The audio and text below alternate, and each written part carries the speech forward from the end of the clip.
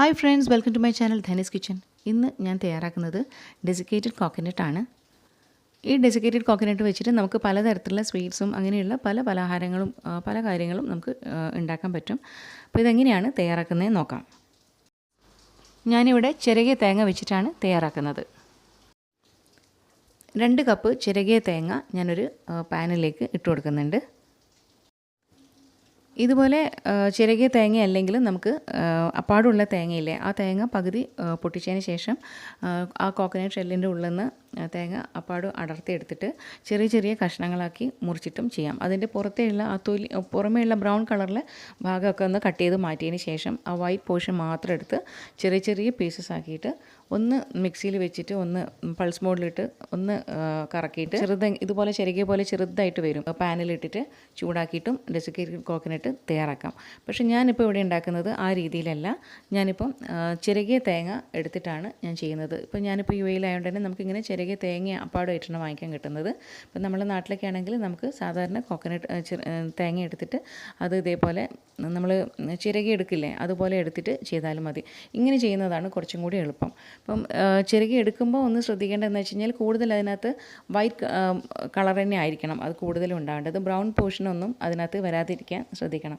പക്ഷേ ഞാനിപ്പോൾ ഇവിടുന്ന് പുറമേ നിന്ന് വാങ്ങിയതായതുകൊണ്ട് ഇതിനകത്ത് കുറച്ചൊക്കെ അവിടെ ഇവിടെയൊക്കെ ബ്രൗൺ കളറൊക്കെ വന്നിട്ടുണ്ട്. പക്ഷേ അത് ശ്രദ്ധിക്കേണ്ട. നമ്മൾ സ്വന്തമായിട്ട് ഇങ്ങനെ ചെയ്യുന്ന സമയത്ത് കഴിയുന്നതും ഈ ബ്രൗൺ പോർഷൻ വരാതെ, ആ ഒരു ഭാഗങ്ങളൊന്നും വരാതെ അത് ചിരവി എടുത്തിട്ട് വേണം തയ്യാറാക്കാൻ. തേങ്ങ ഇങ്ങനെ വഴറ്റിയെടുക്കുമ്പം അതിനകത്തുള്ള വെള്ളമൊക്കെ ഒന്ന് വറ്റി കിട്ടാൻ വേണ്ടിയിട്ടാണ് ഇങ്ങനെ ഇളക്കിയെടുക്കുന്നത്. കൂടുതൽ നേരമൊന്നും ഇങ്ങനെ ഇളക്കിയെടുക്കേണ്ട കാര്യമില്ല.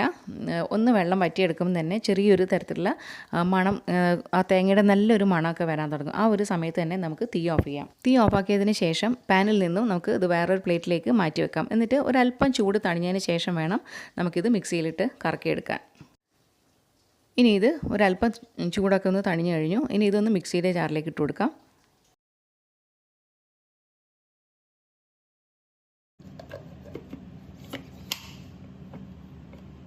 മിക്സിയുടെ ഈ പൾസ് മോഡ് ഉണ്ടല്ലോ അവിടെയല്ല, ഈ പൾസ് മോഡ് ഇട്ടിട്ട് ജസ്റ്റ് ഇങ്ങനെ ഒന്ന്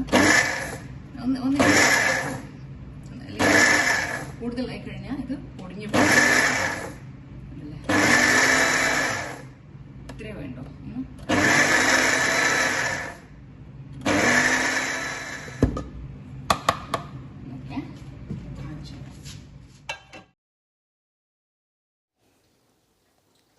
ഇനി ഇതുപോലെ എടുത്തു നോക്കിയാൽ ഇതുപോലെ നല്ല പൗഡറായിട്ട് നല്ല ഫൈനായിട്ട് പൊടിഞ്ഞ് കിട്ടിയിട്ടുണ്ട്. അപ്പോൾ ഇങ്ങനെയാണ് നമ്മൾ ഡെസിക്കേറ്റഡ് കോക്കനട്ട് തയ്യാറാക്കുന്നത്. ഇനി കടയിൽ നിന്നും ഡെസിക്കേറ്റഡ് കോക്കനട്ട് വാങ്ങിക്കേണ്ട, നമുക്ക് വീട്ടിൽ തന്നെ പെട്ടെന്ന് തന്നെ ഇതേപോലെ തയ്യാറാക്കി വെക്കാൻ പറ്റും. വീഡിയോ ഇഷ്ടമായിട്ടുണ്ടാവുമെന്ന് വിചാരിക്കുന്നു. ഇഷ്ടമായിട്ടുണ്ടെങ്കിൽ ഒന്ന് ലൈക്ക് ചെയ്യുക, ഷെയർ ചെയ്യുക, ഒന്ന് സബ്സ്ക്രൈബ് ചെയ്യുക. ഇതുവരെ സബ്സ്ക്രൈബ് ചെയ്യാത്തവരുണ്ടെങ്കിൽ ഒന്ന് സബ്സ്ക്രൈബ് ചെയ്യണേ. അതേപോലെ എന്തെങ്കിലും അഭിപ്രായങ്ങളുണ്ടെങ്കിൽ താഴെ കമൻറ്റായിട്ട് അറിയിക്കാം. ഇനിയും പുതിയ റെസിപ്പീസുമായി നമുക്ക് വീണ്ടും കാണാം. അതുവരേക്കും ബൈ.